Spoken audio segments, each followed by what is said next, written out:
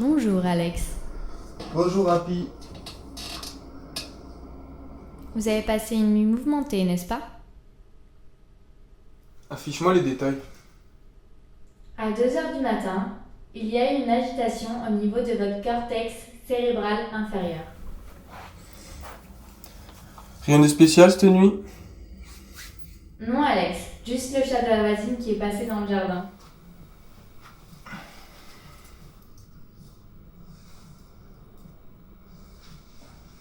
Ok, fais couler ma douche. Température 36 degrés. Je vous prépare votre déjeuner? Café et pain grillé, s'il te plaît.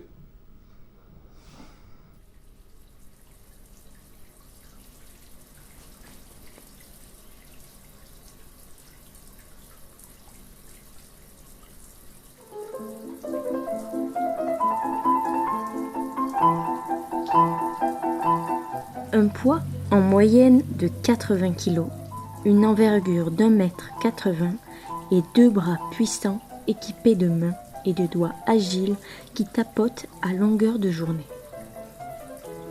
L'Homo connectus a tout d'un être vivant hors pair. Cela fait de lui un symbole d'intelligence et de modernité, mais aussi un flemmard redoutable. Son territoire s'étire jusqu'à l'extrémité de son appartement, dans un environnement familier et connecté. Ici, dans les régions occidentales du monde, un nombre surprenant d'hommes ne bravent plus la fraîcheur de l'extérieur et les rayons du soleil, comme ce professeur d'infocom âgé de 35 ans. Comprenez comme il est bien en sécurité dans son studio ultra connecté et hermétique. Le puissant bipède lutte pour limiter chaque activité physique et dépend aujourd'hui d'objets connectés, sans lesquels il se retrouverait dans son état le plus primaire, tel un primate du XXe siècle. Lorsqu'il vit, il est constamment accompagné d'Happy, son assistant personnel interactive. Votre café est prêt. Le pain est grillé.